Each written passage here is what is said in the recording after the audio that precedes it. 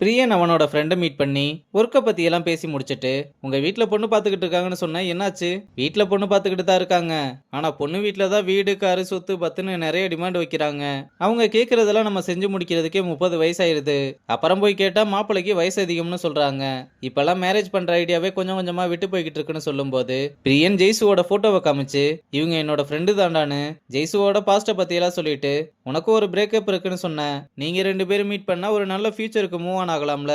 சரி மீட் பண்ணி ஒரு தடவை பேசி பார்க்கலாம். நீ அவங்களுக்கு ஓகேவான்னு கேட்டு சொல்லுன்னு சொன்னதும் பிரியனும் ரொம்பவே ஹாப்பி ஆகுறான். இங்க ஹரிணியும் மேட்ரிமோனில ப்ரொஃபைல் கிரியேட் பண்ணிக்கிட்டு இருக்க. அத சித்து வந்து பார்த்ததுமே, என்கிட்ட ஒரு வாரம் டைம் கேட்டுட்டு இப்ப என்ன மேட்ரிமோனில ப்ரொஃபைல் கிரியேட் பண்ணிக்கிட்டு இருக்க? என்ன சீட் பண்றியான்னு ரொம்ப கதற ஆரம்பிக்க, சாமி விட்டா அழுதுருவீங்க போல, கொஞ்சம் உட்காருங்க. நான் ப்ரொஃபைல் கிரியேட் பண்றது என்னோட அக்காவுக்கு. ஓ ஆமால, உங்க அக்காவுக்கு கல்யாணம் பண்ணதுக்கு அப்புறம் தானே உனக்கு மேரேஜ் பண்ண முடியும். அப்ப நீ ஓகே சொன்னாலும் நம்ம கல்யாணம் பண்ண முடியாதா? நீங்க வெயிட் பண்ணணும்னு அவசியம் இல்ல. உங்களுக்கு அர்ஜென்ட்னா தாராளமா வேற யாரையாவது கல்யாணம் பண்ணிக்கலாம். ஐயோ அதெல்லாம் ஒண்ணும் இல்ல. நான் எவ்வளவு நாள் வேணாலும் காத்திருப்பேன். ஆனா உங்க அக்காவுக்கும் கல்யாணம் முடிஞ்சு நமக்கும் எவ்வளவு சீக்கிரம் கல்யாணம் முடியுதுன்னு மட்டும் பாரு. ஏன்னா ஐயப்பன் அவ்வளவு பவரான சாமின்னு சொல்லிட்டு போறான். அப்புறம் ஹரிணி வீட்டுக்கு வந்ததை அம்மாவை கூப்பிட்டு மேட்ரிமோனில ப்ரொஃபைல் கிரியேட் பண்ணதை காமிச்சு, ஜெய்சுவோட ப்ரொஃபைலுக்கு டாக்டர், இன்ஜினியர்னு நல்ல நல்ல அலைன்ஸ் எல்லாம் வந்திருக்கு. நீ யாரு ஓகேன்னு மட்டும் சொல்லு, நான் ஜெய்சு கிட்ட பேசுறேன்னு சொல்றா. அம்மாவும் வாயை பொளந்து பாத்துக்கிட்டு இருக்கும்போது ஜெய்சு வந்து ஹாய் சொல்ல, 2 பேருமே பேய பார்த்த மாதிரி மிரண்டு போறாங்க. இப்ப எதுக்கு 2 பேரும் இவ்வளவு சாக்கு ஆகுறீங்க? இப்ப எதுக்கு இவ்வளவு சாக்கு? அப்படி என்ன 2 பேரும் மொபைல்ல பாத்துக்கிட்டு இருக்கீங்க? உனக்கு தான் மாப்பிள்ள பாத்துக்கிட்டு இருக்கோம்னு ஹரிணி மேட்ரிமோனில உனக்காக ப்ரொஃபைல் கிரியேட் பண்ணியிருக்கா. கீர்த்தி விஷயத்துல முன்ன பின்ன ஆச்சுன்னா நம்ம வெயிட் பண்ணாம வேற மாப்பிள்ளைய பாக்குறது நல்லது தானே. நீ இதை பார்த்து யாரையாவது உனக்கு பிடிச்சிருந்தா சொல்லு, நான் ஃப்ரெஷ் அப் ஆயிட்டு வந்து பாக்குறேம்மான்னு ஹரிணியை கொஞ்சம் கூட வாயின்னு கூப்பிட்டு தலையில நல்லா 4 மொட்டு மொட்டிட்டு, என்னடி வேலை பார்த்துக்கிட்டு இருக்கேன்னு கேட்டா, ஏய் அம்மாவை சமாளிக்க தாண்டி இப்படி எல்லாம் பண்ணேன். ஏண்டி இப்ப மேட்ரிமோனில பாக்குற பையனை ஓகே சொல்லிட்டா என்ன பண்றது? அதுக்கும் என்கிட்ட ஒரு ஐடியா இருக்குன்னு அவளை பின்னாடி போக சொல்லிட்டு, அப்படி ஒருவேளை நல்ல பையனா பார்த்துட்டா அவனையே கல்யாணம் பண்ணிக்கோன்னு சொல்லிட்டு ஒரே ஓட்டமா ஓடுறா. இங்க கிரிஜா மது அவளை சொல்லியும் கேட்காம அப்பா கூட ஊருக்கு கிளம்புறதுக்காக எல்லா ட்ரெஸ்ஸையும் பேக் பண்ணிக்கிட்டு இருக்கிறதுனால கடுப்புல வந்து கத்துறா. அவருக்கு பிசினஸ் வேற டல்லா போய்கிட்டு இருக்கு, புரிஞ்சுக்கோ. ஏன் அவங்க பசங்களாம் ஹெல்ப் பண்ண மாட்டாங்களா? அவங்க பசங்களுக்குள்ள ஏதோ பிரச்சனை போய்கிட்டு இருக்கு, சொன்னா புரிஞ்சுக்கோ. அவர் ரொம்ப செல்ஃபிஷ்மா, நான் சொன்னா கேளு, நீ அவர் கூட போகாத.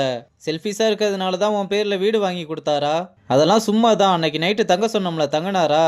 இது வெறும் அவருக்கு ஒரு பார்ட் டைம் வாழ்க்கை தான். இதை பாரு, இந்த லைஃப் இப்படிதான் இருக்கணும்னு தெரிஞ்சுதான் நான் அக்செப்ட் பண்ணிக்கிட்டேன். அவரோட ஷேடோல வாழ்ற வாழ்க்கை உனக்கு வேணாமா? இதை பாரு, அவர் டிக்கெட் போட்டாரு. இந்த ஒரு தடவை மட்டும் நான் போயிட்டு வரேன். நான் போயிட்டு வந்ததும் உன் பிறந்தநாளை கொண்டாடலாம். உன் பிறந்தநாளுக்கு என்ன வேணும்னு மட்டும் சொல்லு, நான் என்ன கேட்டாலும் வாங்கி கொடுப்பேன்னு. உனக்கு தெரிஞ்சவங்க எனக்கு தெரிஞ்சவங்க எல்லாருமே கூப்பிட்டு செலிப்ரேட் பண்ணணும். அவ்வளவுதானே, பண்ணிட்டா போச்சு. அவரையும் கூப்பிடணும். எல்லாரும் முன்னாடி நம்ம ஃபேமிலியா பிறந்தநாள் கொண்டாடணும்னு சொல்ல, அம்மா எதுவுமே சொல்லாம சைலண்ட் ஆனதும், இது எல்லார் வீட்லயும் நடக்கிற சாதாரணமான ஒரு விஷயம். ஆனா இதை கூட அவர் பண்ண மாட்டாரு.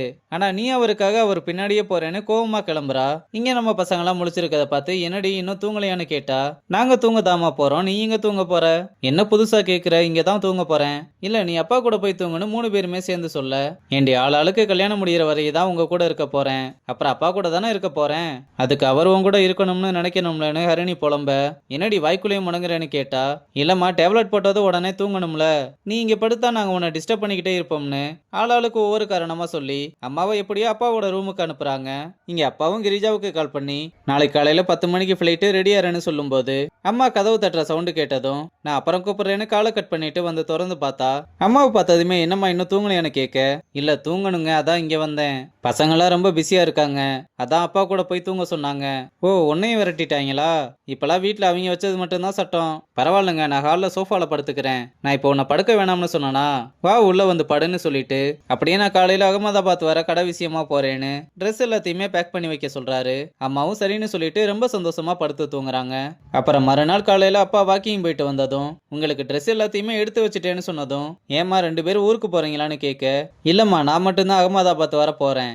ஏன்பா எதுக்கு போறீங்க? நீங்க தான் கடை மேல லோன் வாங்க கூடாதுன்னு உங்க அம்மாவையும் சேர்த்து குழப்பி விட்டீங்க. எல்லாம் எனக்கு தெரியாதுன்னு நினைக்கிறீங்களா? என்ன ஆனாலும் என் கடையை டெவலப் பண்ணி தானே ஆகணும், அதனாலதான் ஸ்டாக் வாங்க போறேன். என்ன கிரெடிட்ல வாங்குறதுனால லாபம் கம்மியா இருக்கும்.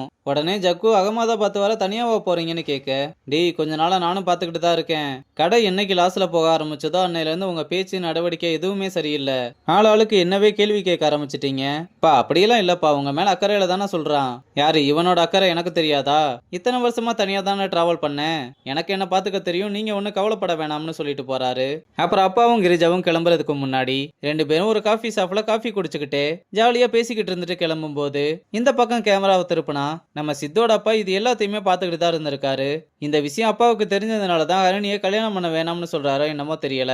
இது எல்லாத்தையுமே வரப்போற எபிசோட்ல பார்க்கலாம். இதோட இந்த எபிசோடையும் முடிச்சிருக்காங்க. நெக்ஸ்ட் எபிசோட்ல பார்க்கலாம். பாய்.